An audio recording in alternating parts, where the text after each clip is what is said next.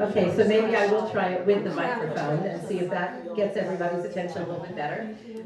So I'm thrilled that we're all together, and I love having events in this room. When I first came here, anytime I suggested having an event in this room, people told me, no, the library is not used for events, but we've been doing it anyway, and I just love being in this space. Yes.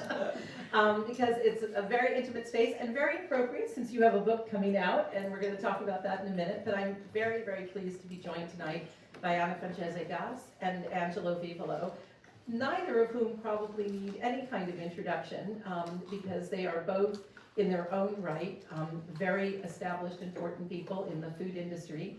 Angelo, as people in the CCF family know, had a restaurant for 42 years.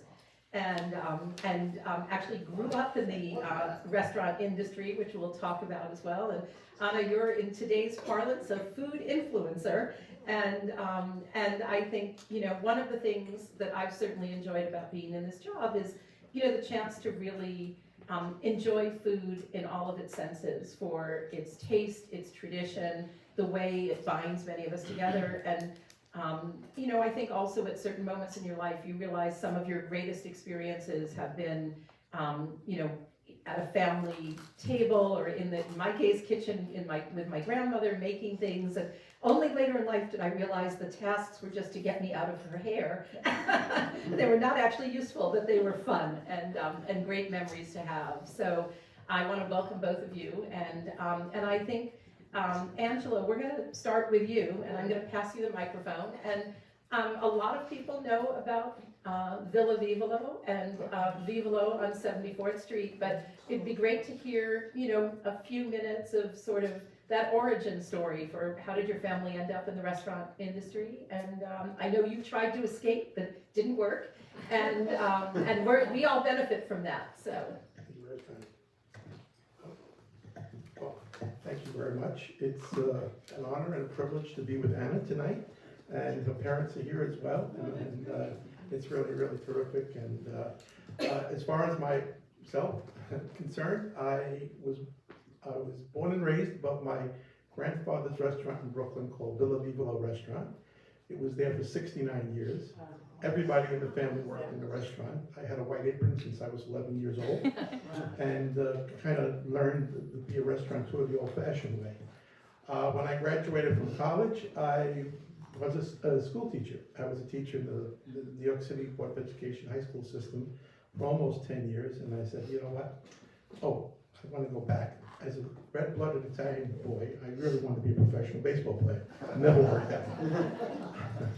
So, working for my family, and I said to my dad, I said, you know what, I want to open a restaurant. And so, every teacher is called professore. I wasn't a professore, but I was a teacher. And they wanted me to remain as a teacher and not go into the restaurant business. Anyway, fast forward, I opened 5 restaurants, and I was very blessed to be successful in those restaurants. And in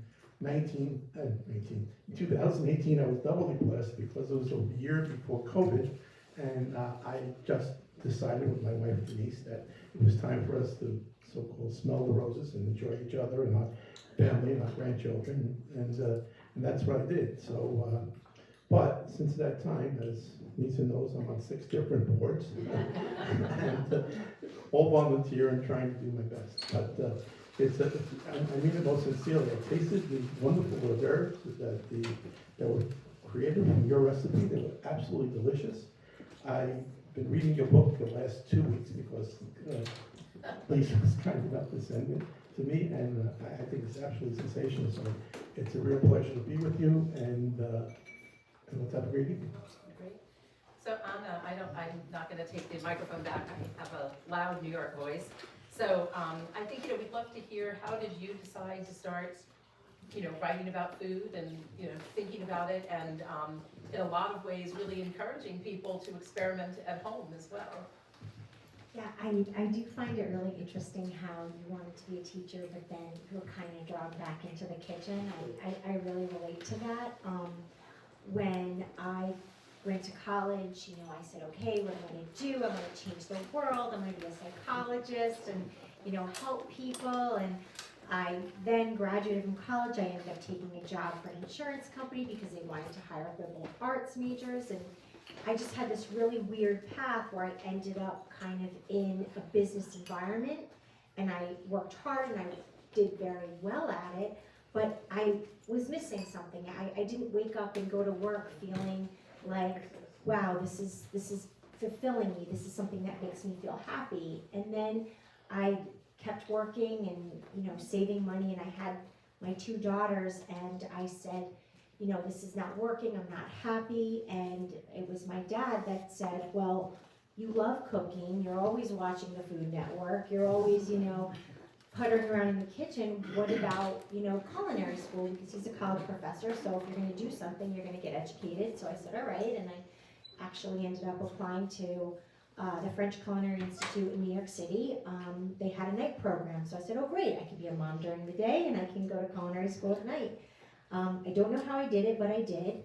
And 9 months later, I had this degree, and I thought, okay, I don't want to work in restaurants because I have little girls at home, but I love writing and talking about food, so maybe food media works for me.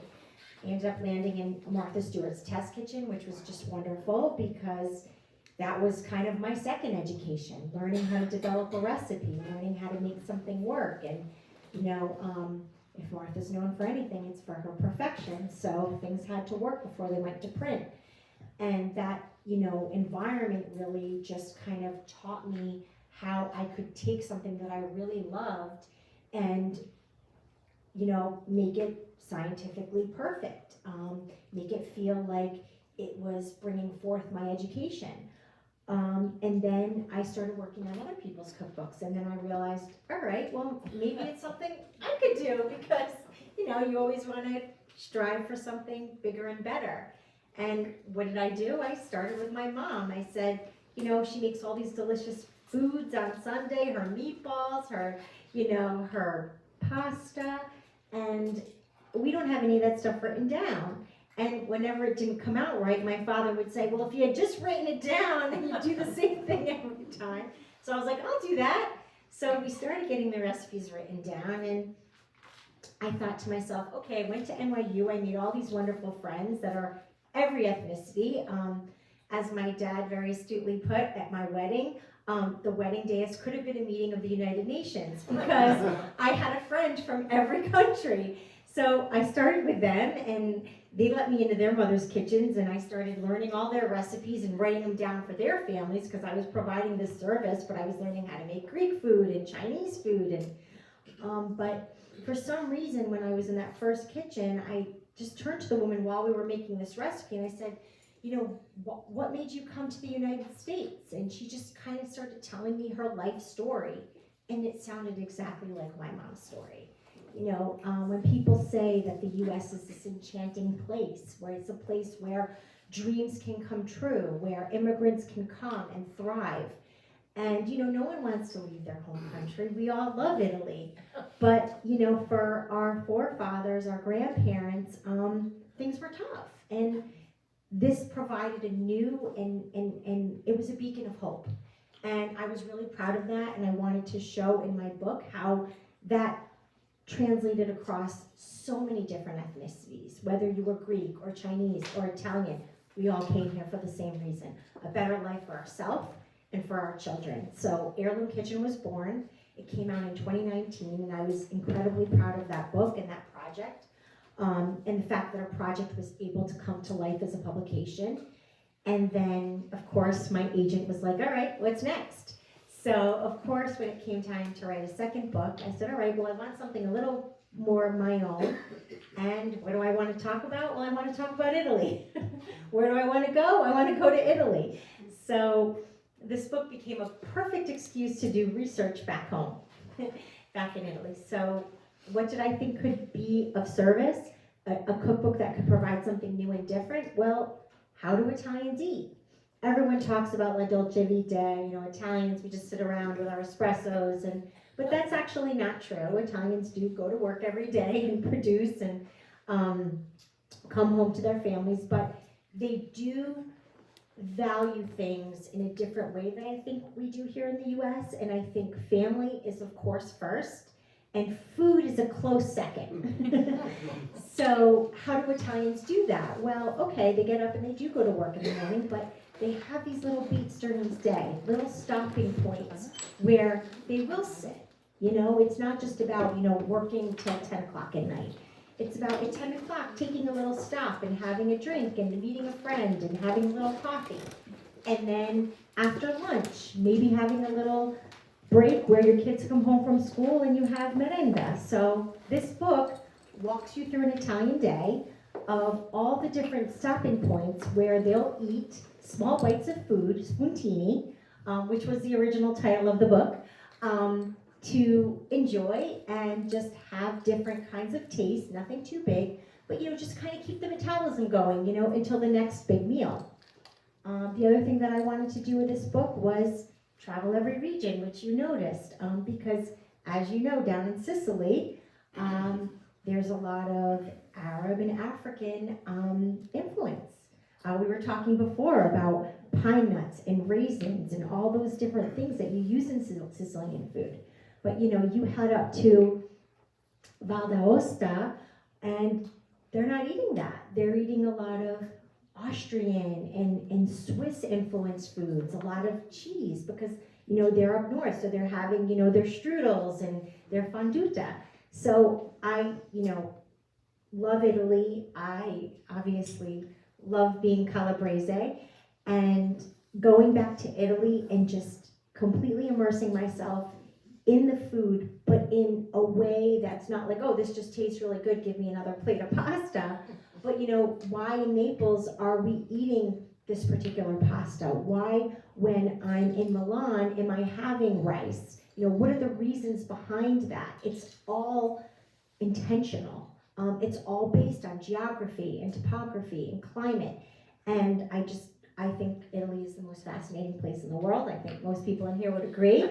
And I really hope that this book is not only my love letter to Italy, but also provides you with a backstory as to, you know, why it's the best place in the world.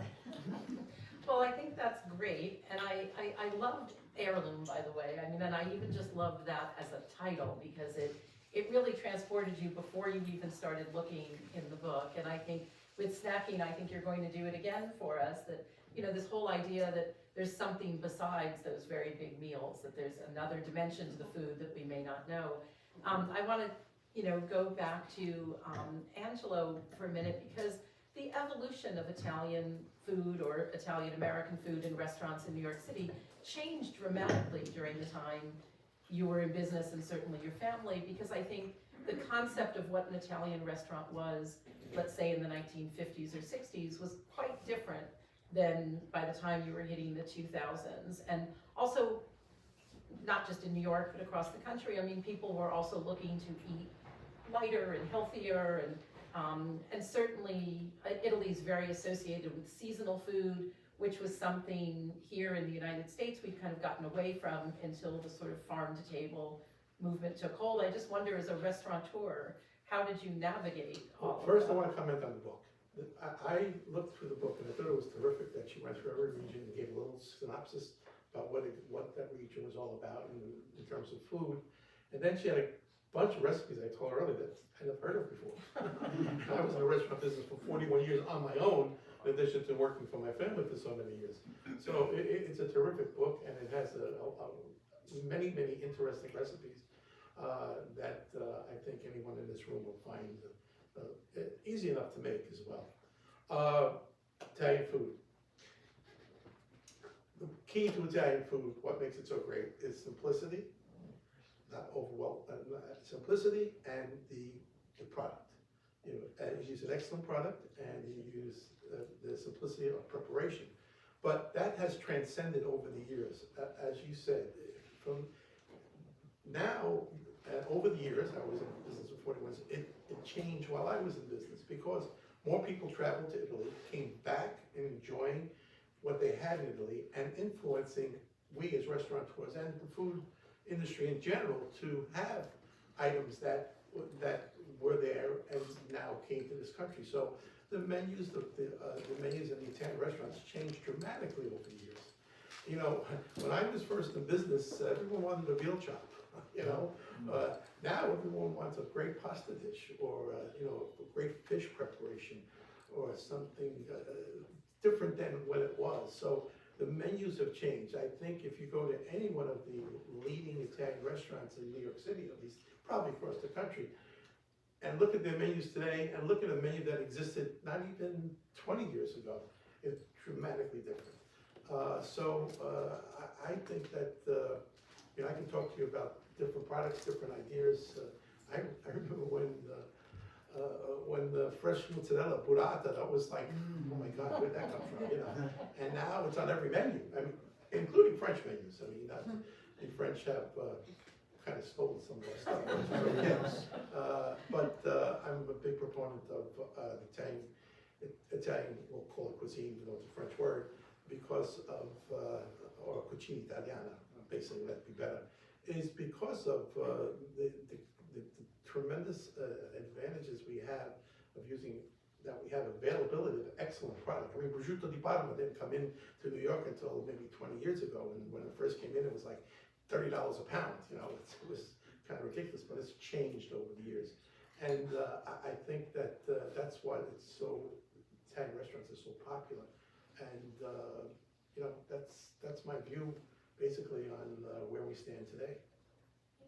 I'm curious, with your daughters, how do you pass on food traditions to them? Do they like the food you make, or? They do, luckily, yes. You know, my daughters are teenagers, so, you know, they love takeout and going out, but it's interesting because, you know, at least 2 or 3 nights a week. I mean, I really do cook every day. I'm always in my kitchen, whether I'm developing something, but every night I do cook dinner, and the foods that they always crave are, you know, the foods of our family. And there's the funny joke that anytime we go on vacation, you know, you're out wherever you are, so obviously every night you're eating out, and then there's this joke that the last night of the trip they call my mom and they're like, Nani, please, when we get home, can you make and they just list out the menu, and of course my mother, so we come home and it smells like meatballs, or it smells like chicken cutlets, because they've getting, I'm like, what are you doing with your grandma? Like, oh, we just needed home cooking. So I think they do really appreciate it. I mean, they obviously know I do this for a living, but I think my parents instilled this in me, and what I'm trying to instill in my kids is that, you know, food is sacred, and it's sacred for a couple of reasons. I mean, especially for us as Italians, you know, we eat certain foods on certain days. You know, my book happens to be coming out on the 19th of March, which is St. Joseph's Day, and that is my dad's day. So every year, you know, we have Zeppoli.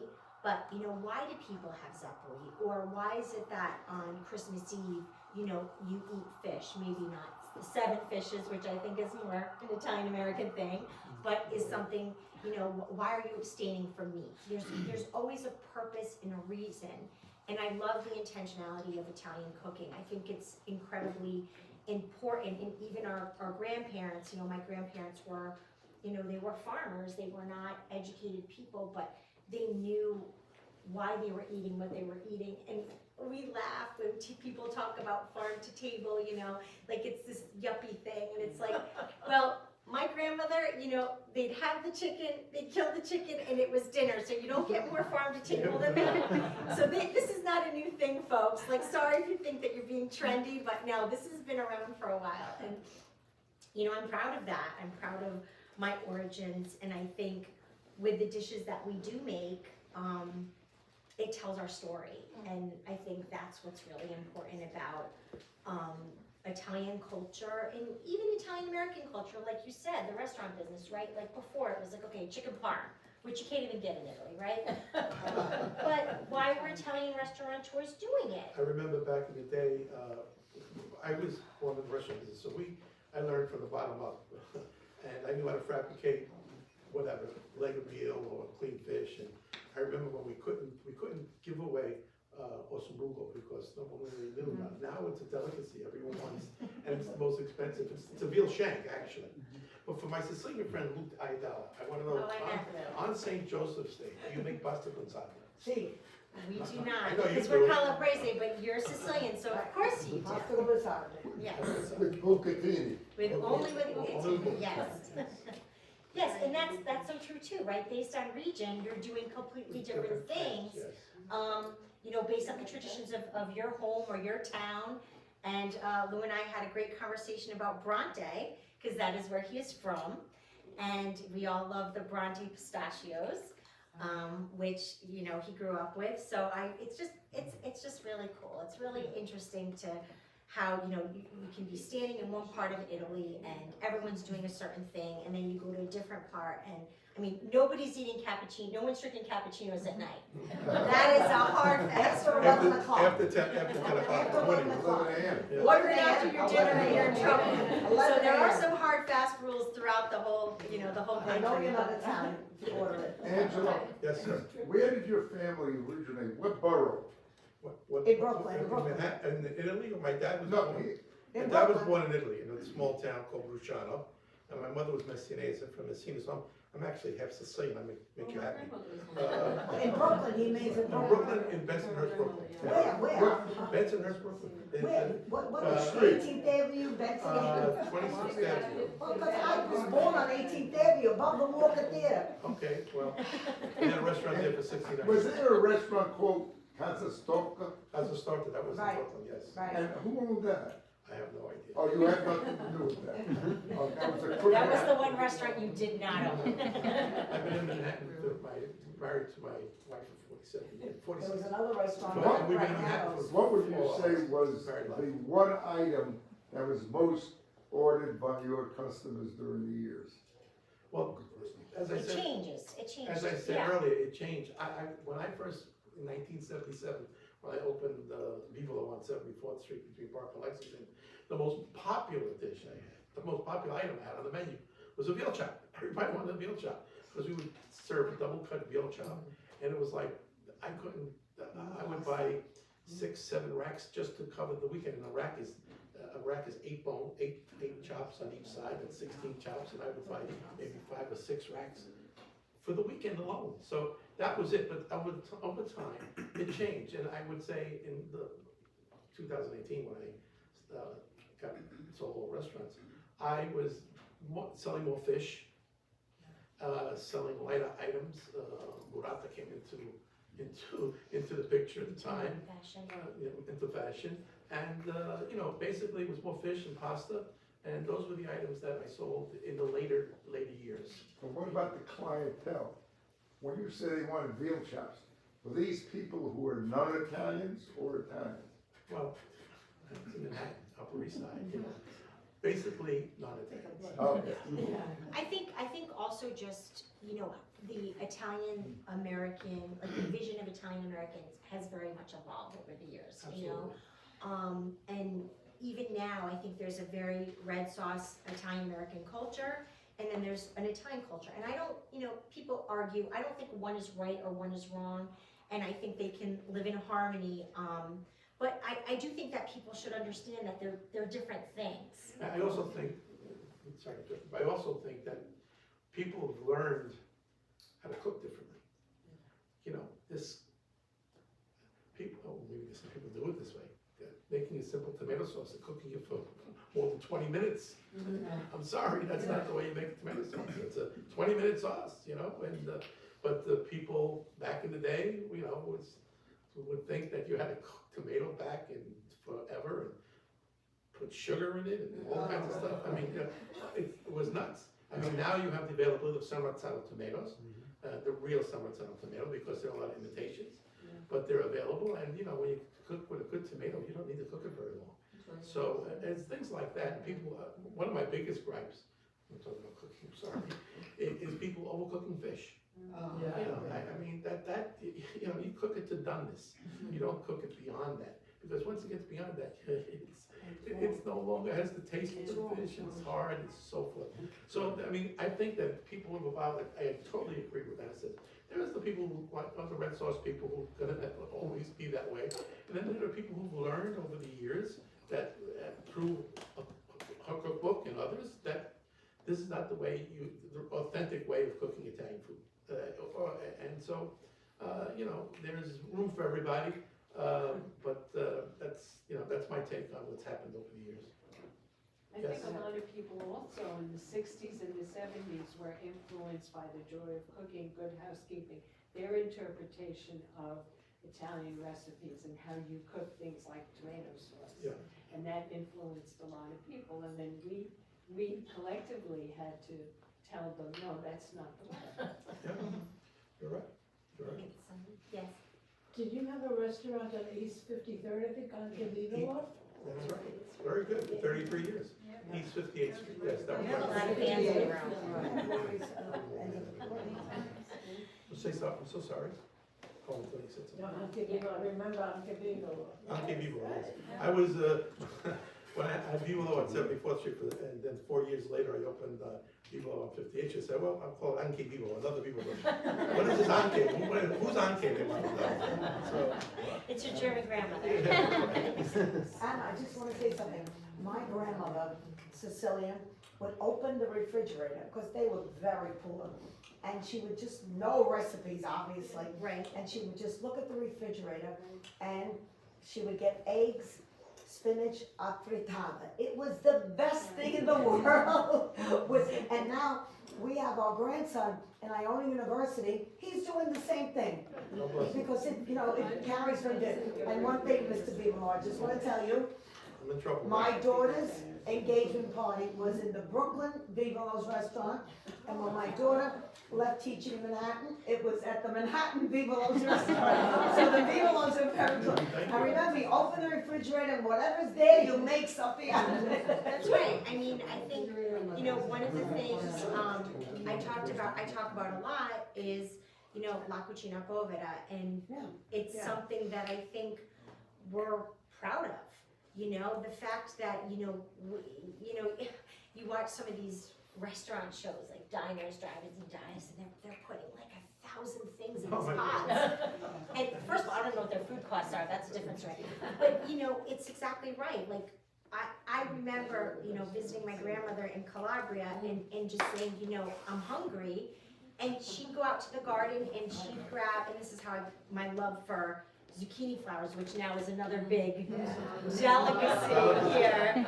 But, she'd grab a couple zucchini flowers, she'd grab a little prosciutto cotto from the refrigerator, because that's the one thing she'd get from the little market, and some eggs, and it was like magic for me, and it's three things. And I think that's another thing I'm incredibly proud of with Italian cooking, is that you really do not need a lot to make a nutritious meal, something that sustains you, that fills you up, I think both, physically and emotionally, because food is love, and you don't need all this fluff, and I think when Italian Americans did come here, I mean, you could definitely speak to this, because I'm a little bit younger than you, but, when they came. You could be my granddaughter, I think. And they opened up these restaurants, it was catering to, the Upper East Siders, or, the Americans, what are we gonna serve them? Okay, let's put cheese, let's put more sauce. Oh, the thing that drove me crazy, I shouldn't say this, when people want more sauce.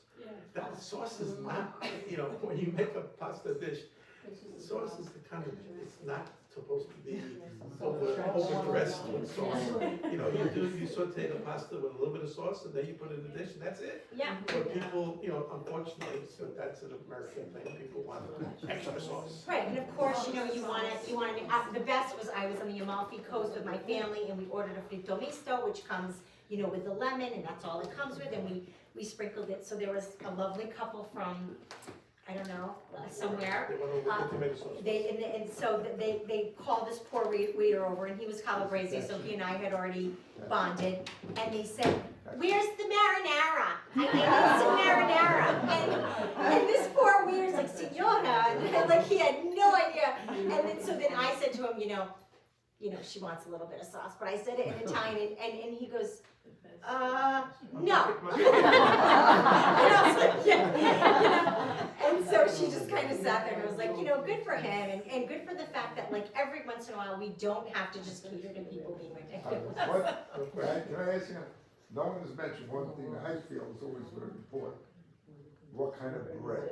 Bread. Well, that's a very difficult question, because as you know, in Italy, bread in the south is very different than bread in the north. Much better. Well, it's what you're accustomed to, you know. I happen to agree with you, but that's, you know, because the bread in the north is no salt, and, The sun is not as hot in the north, and so the grain doesn't come as hard. That's why Barilla buys all of its grain from Puglia, oh, because that's what they talk about the hard. Look, I wanted to ask you a question because of what you were saying. are you sure you want to ask your daughter? No, He gets to talk to me all the time. Go ahead. She looks like she's petite, but she can take me, so no, I'm not. No, because the same thing, you know, with pizza, because I watch these pizza commercials, right? And pizza is intended to be bread to fill you up, a pour, right? With a little bit of flavoring on it so that the kids will eat. So first you have where they don't eat the crust, and then you see where they put mozzarella all around the crust. And I'm thinking like, okay. How about when they put pineapple? That I have to tell you. Yeah. It's really not. Pizza has really taken a beating here, I think, more than any of the other Italian I mean, foods. unfortunately, pizza has been so messed up with Yeah. what's going on. I mean, you know, there are some places, where in order to get the pizza in and out quickly, and without a coal-fired oven, because coal-fired ovens will do it in 3 minutes, coal-fired oven, you can make a pizza. In some places, in order to have the pizza hardened at the bottom as if it was cooked, they put a hardener within the flour so that it's a practice that's done in all these inexpensive fast food kind of pizza places. But pizza's come a long way in a good way, because now you can find good places that sell pizza with fresh mozzarella and tomato and a good tomato, good olive oil and so forth. And, you know, there's a Sorrentino pizza, which is different than the Neapolitan pizza, but basically with good ingredients, you come out with an excellent pizza. Oh, yeah. It's wonderful, wonderful, simplicity. Yes, ma'am. I have a question, two questions. One, what do you think about the new Vivolo protein pasta? It's supposed to be made from this exquisite wheat that has more protein in it instead of carbohydrates. Have you heard of it? It's in the yellow box. Yeah, to be honest with you, you know, even just kind of experimenting with different things. My mom and I have tried rice pasta. There's actually an Italian brand called Jovial. This is not an endorsement, but I think they make a really nice rice pasta. And I have tried the chickpea pastas. And look, I mean, I think the best pasta in the world, because like my dad said, the grain, the water, the love, when you're in Italy, it's just different. I used to make my parents bring pasta home from Italy when they went, because I was just convinced it was that much better. It is, it tastes better, we had some. So, yeah, he would just bring me home like pounds of pasta, dry pasta. But I think it's okay. I mean, I think you have to kind of go into it knowing that it's not going to be exactly like what I Nona think made. it actually tastes better. Oh, see, so yeah. But I just want to know, you know. what you Yeah, I think. mean, I like the rice pasta a lot. There's sometimes I actually crave it, but it does have a different mouthfeel. It's got a little different bite. It's very dense. And Absolutely. the second question is like, why do we call chicken parmesan or egg parmesan here parmesan when it's really mozzarella? And when I went to Taormina, they have for breakfast eggplant parmesan with actually parmesan cheese sprinkled over it. Why do we call it parmesan when it's really mozzarella cheese? It's a great question. I don't really have. You're 100% correct. Just like they call, for example, filetto di pomodoro. Here, filetto di pomodoro, people think it's prosciutto, onion, and tomato. It's not really that. Filetto di pomodoro is just tomato. But because of whatever you want, I don't know, over the years, it became very popular. And so when you go to the old world Italian restaurant and you ask for filetto di pomodoro, they will give you a sauce that's made with prosciutto, onion, and tomato. It's delicious, but it's not filetto di pomodoro. You know, so who knows how these names evolve. On the pasta, I'm an old-fashioned guy. I like a good dry pasta over a fresh pasta. And I also, what makes the difference between one pasta to another is how the pasta was cut. It was cut with a plastic, with a plastic dial instead of The bronze. instead of the bronze. It's gonna have different edges and different way, and when it's cooked, and it doesn't have the attachment to the sauce as well as a bronze cut pasta. Well, when I eat it, I just, when it's hot, I pour it into the bowl and I crack an egg over it and I mix it up and. Yeah. So eggplant parmigiana Yeah, is what you had in Sicily, which is just, just Eggplant, Parmesan cheese, but why, it's I not don't know, why breaded. do they call it that here when they use because when different it cheese? came here, they had to make it overindulgent, they added the mozzarella, and they also started making it with chicken, because people didn't want it with eggplant, they wanted it with chicken. So parmigiana should never really have mozzarella on top. It should only have a sprinkling of Parmesan cheese, and if you go to Sicily, they use the That's what Sicilian we get. eggplants, it's, blows your mind, it's so good, but it has very little cheese, it has no breadcrumb, and it's sauteed in olive oil, it's not fried with, like they do it Yeah, here. absolutely. I love a good eggplant parm from a great red sauce Italian place, Right. but I think people should just understand, it's two different cuisines, and I think there's some fantastic red sauce Italian places. I love it for what it is, but it's different. It's different, but one does, like, as you said earlier, one does not better than the other. Yeah. It's what you like, and I'm back to the simplicity and the quality of the product. You were gonna ask a question. Yeah, I was thinking about the Parmigiana, and I think in general we do it the same way with Parmigiana. But when 100 years ago the immigrants came here, the only thing they could probably make was the mozzarella, and it was a cheaper cheese. Like you couldn't really get Parmigiano, Yeah. so they figured out mozzarella Parmigiana, so they used the name from Italy, but used the cheese Yeah. from America. And I found a lot with the cuisine, that a lot of the Italian-American food came about because of what they had to use in this country that they Absolutely. didn't have. Absolutely. I learned a lot, So probably I saw a that's- lot of that with Heirloom Kitchen, that's a great point. One woman, a Lebanese woman, said, when I got here, I had to switch pita bread for Wonder Bread, because they got here, it wasn't available, so, her mother would say, okay, she'd make her the hummus, and they were using it with the Wonder Bread. Why? Because that's what was available. And she said to me, she goes, my granddaughter came over here with chocolate hummus the other day, what am I gonna do with chocolate hummus? But when she was a kid, she said we couldn't even find hummus. We couldn't find tahina, and Italians did the same thing. What did they do? They improvised, and then that became the recipe. We are very spoiled today, because we can have whatever we Anything we want, whenever we want. Because if Amazon doesn't have it, then Whole Foods has it, and it's a great thing, but we can't even think about a time, like you said, where they got here, and they had to improvise, and good for them that, they came here, and they assimilated, they learned the language, they even, a lot of times we tell their kids, don't speak Italian, you're an American now, you need to be part of this culture. But what happened at home was, we were still eating our food. They didn't start eating American, meatloaf or whatever was out there, because the home was where, I always said, I grew up in Little Italy. Like, I left my house and I went to school and, whatever, but I grew up, I was the kid showing up with a mortadella sandwich, and they said, is that bologna? And I'm like, what's bologna? My mother I had had, it this afternoon for lunch. Mortadella. exactly. With pistachio nuts. With pistachio. And if I was good, Okay. sometimes I get a Nutella sandwich, but, at home, my parents spoke to me in Italian, and that was the tradition, and we ate Italian foods. But, when we went out, we were Americans. I think the same thing involved with the spaghetti and meatballs.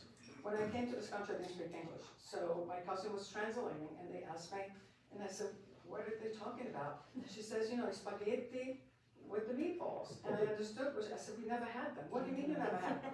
I go, you eat them all the time. No, because we had the pasta, and then we would have the Exactly. paline, Exactly. meat with the vegetable.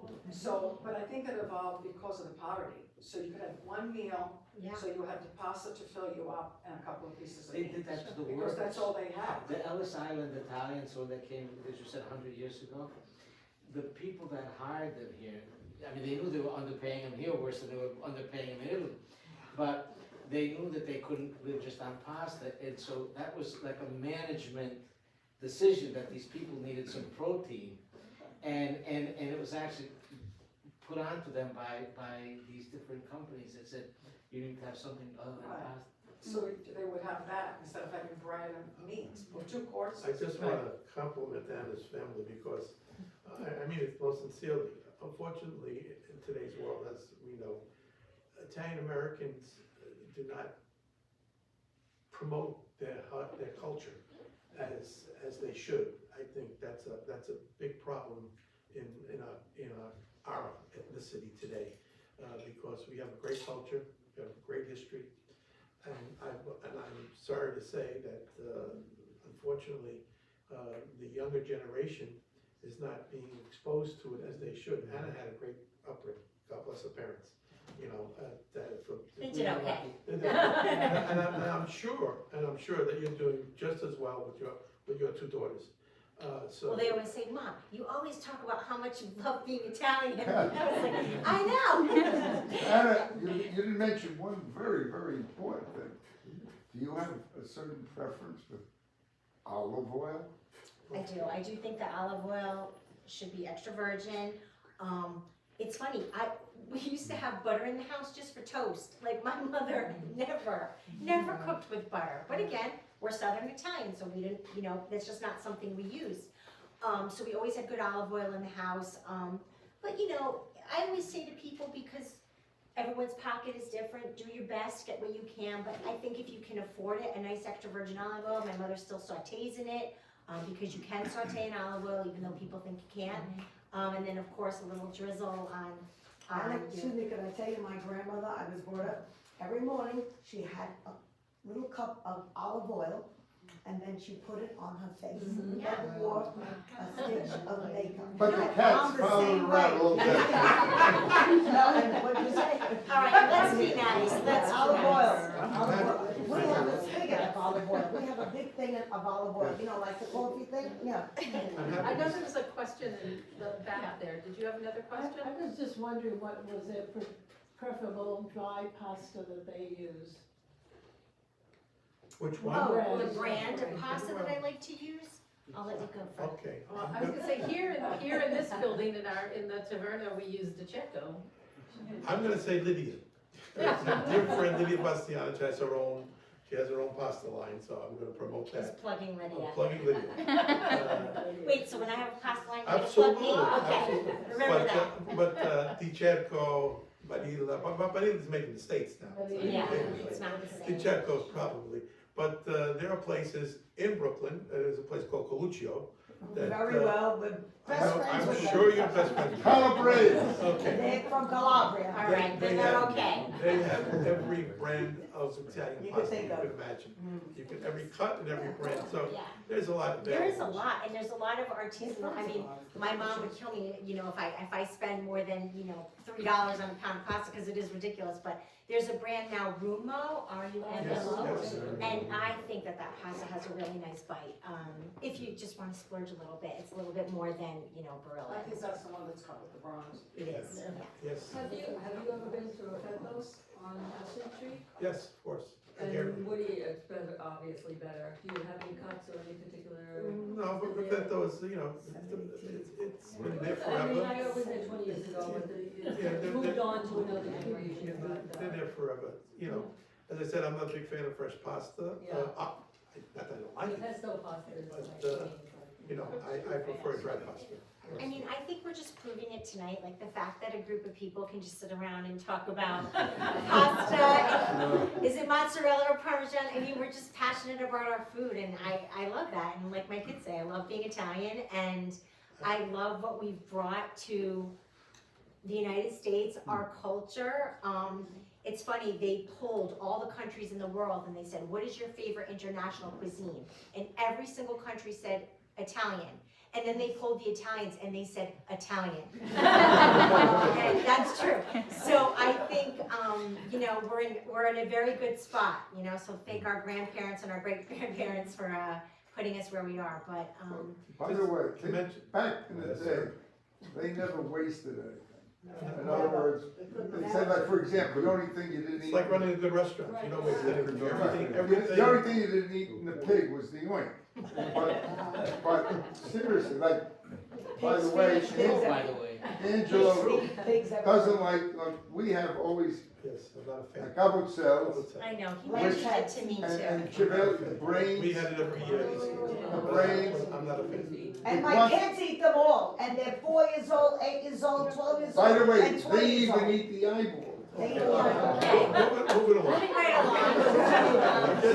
But you know what, they didn't know, it was back in the day, and that was, I remember I grew up, it was a sin, if we dropped a piece of Oh, bread. yes, we absolutely. couldn't So eat it. Absolutely. Even now, when I'm in my own, I save like the littlest piece of portion of food, excuse me, and put it in the refrigerator. I can't eat non-frog. Well, back then, I was the poor trying- kids in Italy were Not starved free food. when we were brought up. I want to say, not to give my author a plug, but my friend Lydia and I have done many things together over the years. And we did many events at the UN, and this is just to talk about food in general.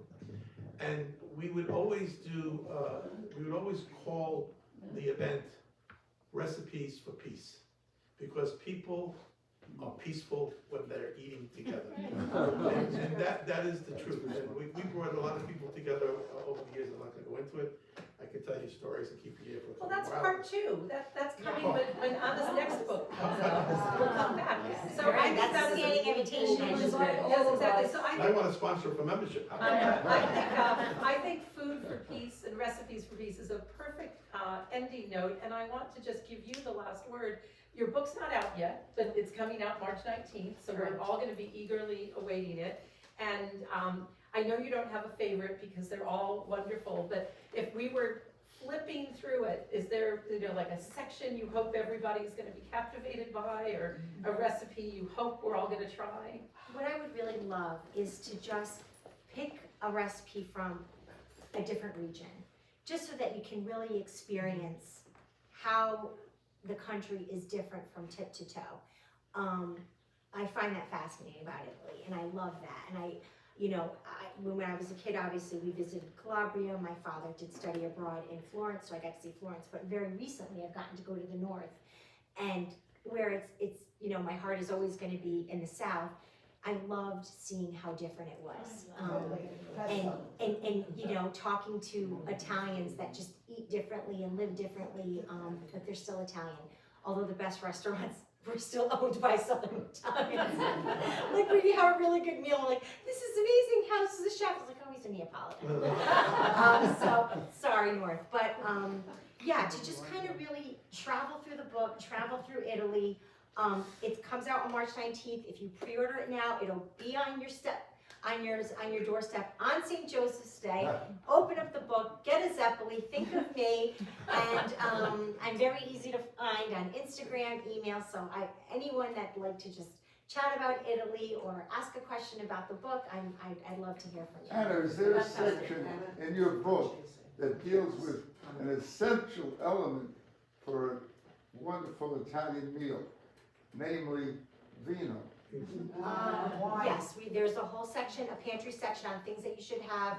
And I also have a section that you should always have a lively guest at your table, like the gentleman I met in New York City. And I have your information, so you might get some calls for dinner. Fantastic. Well, I'm gonna thank everybody for coming. Thank you, And Lisa. and I hope everybody got I just want to end by saying it was a privilege to be with Anna Oh, tonight likewise. and to talk about food, my favorite, our favorite. Favorite topic. Thank you. That's great.